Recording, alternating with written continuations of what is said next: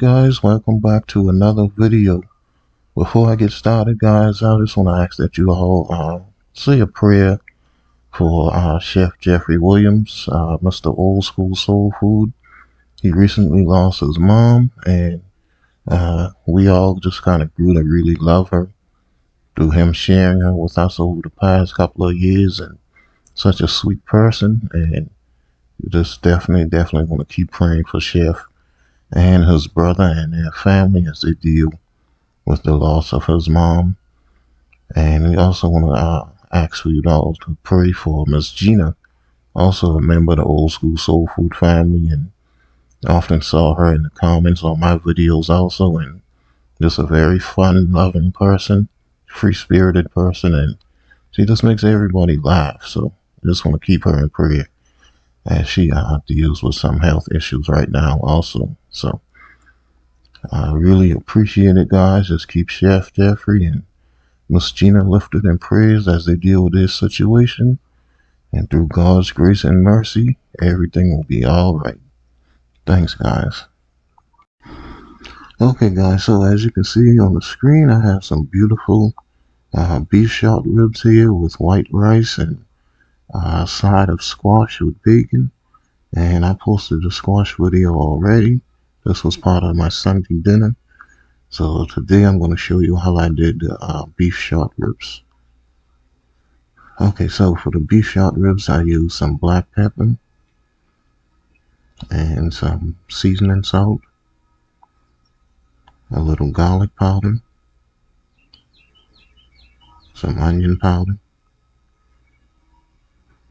This is some accent, and this is some thyme leaves, some kitchen bouquet for color. This is one medium onion, and I also use some better than bouillon chicken paste. Okay, and I have some beef short ribs here that looks really nice. And the only thing I'm going to do is get those washed up and cleaned and seasoned, and then I'll start the cooking process.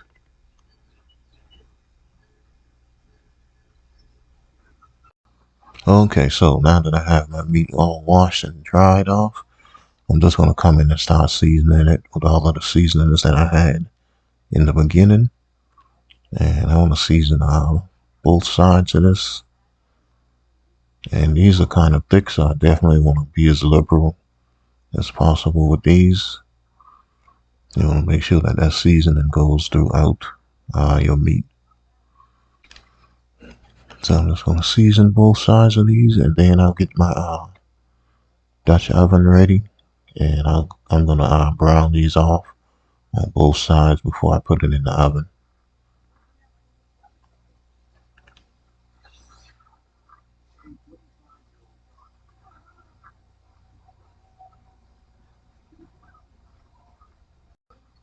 Alright guys, so my Dutch oven is ready to go. I have a little vegetable oil in this, and you can see that it's smoking. So that lets me know that it's very heated right now. So I'm going to go ahead, get my short ribs down in this. I have 8 of these short ribs. I'm going to do it 4 at a time. I want to make sure that it develops that nice crust on it. So I'm only going to do it 4 at a time. And this is my absolutely favorite pot, guys.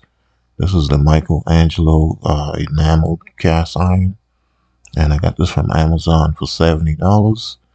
So if you could afford to get this, definitely grab this. I think it heats up really good, keeps the temperature really well. And this is just an all-around great Dutch oven.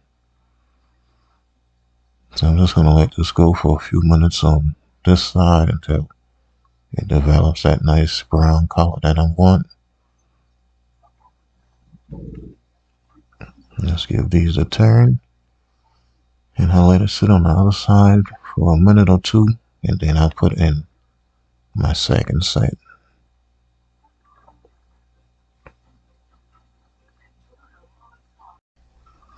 Alright guys, got the first set out. Let's put in our second set, and we'll get this browned off.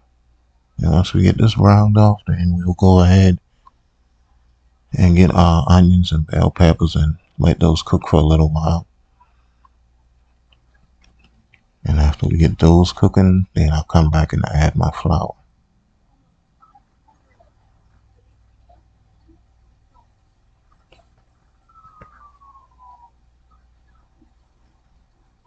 Alrighty, so now I'm gonna go ahead and just get these out.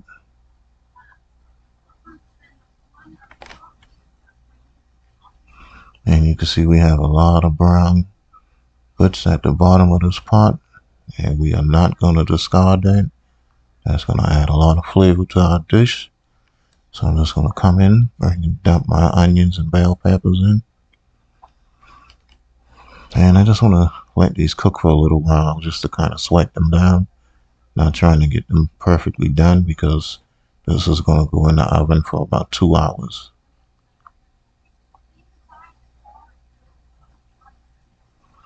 So I just wanna give this a stir, and eventually that's gonna help pull up all of those brown bits at the bottom of this. And once I get that, then I'll come in and add my flour to this.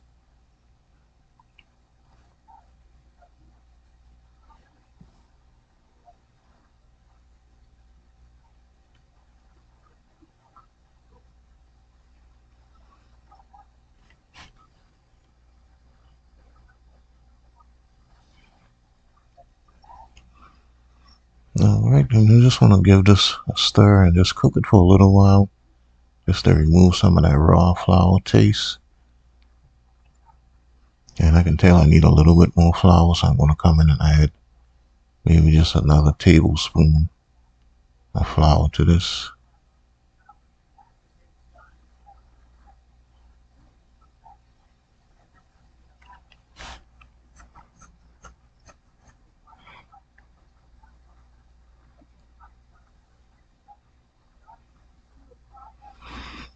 Alright, so I'll let this cook off, let this raw taste cook off of this flour for a minute or so, and then I'll come in and add my liquid to this. Okay, let's add our water to this now. This is 2 cups of water. I'm going to be using a little bit more than that, but I just want to add 2 cups to this now, just to kind of loosen up everything at the bottom of this pot. And then what I'm going to do is I'm going to come in and I'm going to put my meat back in this pot first, and then I'll add a little bit more water, just to kind of cover it just a little bit. I don't want this filled with water because I don't want a lot of gravy with this. So in total, I believe I use 3 cups of water with this.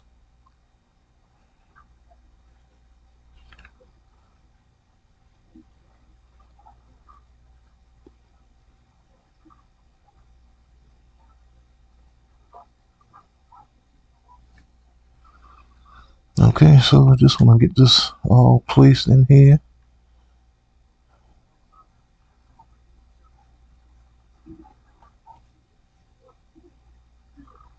Probably gonna have to stack a couple on the top, but we'll get it all in here. And then I'm gonna come back and put in another cup of water, and I'll add some more seasonings to this. Get all of that juice in there. All of that is extra flavor.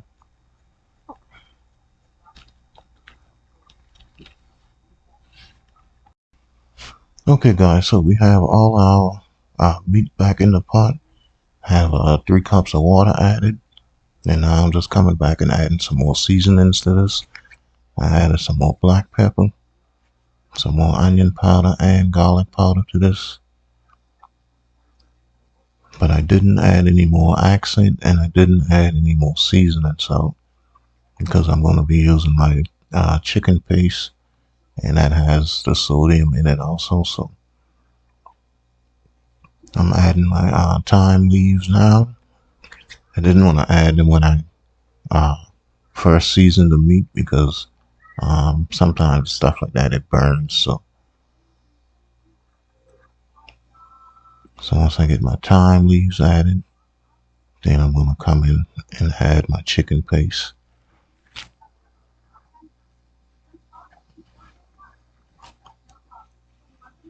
And remember that I season these meat pretty good at the beginning, so I shouldn't need too much of this chicken paste or any more salt in this.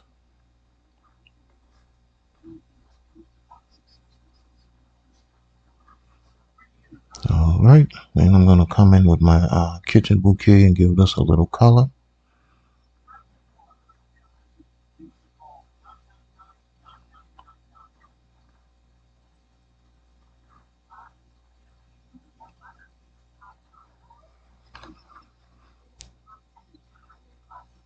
Alright, once I get that mixed up, I knew that I wanted it to be just a little bit more, have a little bit more brown color, so I'm going to come back and add just a little bit more of that kitchen bouquet, and then I'm going to cover this and get it in the oven 350 for 2 hours. I always check it at like an hour and a half.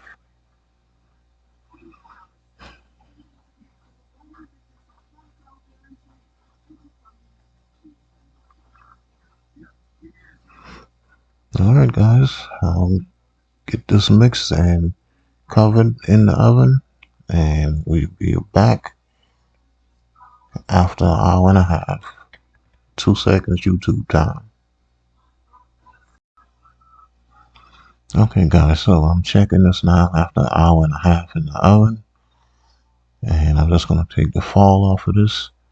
Now I know my Dutch oven top could go in the oven, but I just have a thing against putting tops in the oven. I don't know why, so I just always cover with foil. But as you can see, the liquid on this has reduced, and it's starting to make that nice gravy that I like. You can also see there's a lot of grease on the top, but that's not a problem because I'm going to skim that off. But this isn't as tender as I would like it just yet, so I'm going to cover it back and put it back in the oven for another 30 to 45 minutes.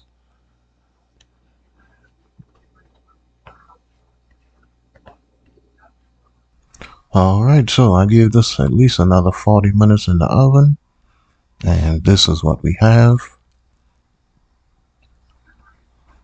You can see that this one is already separated from the bone, so that lets me know that my meat is nice and tender now.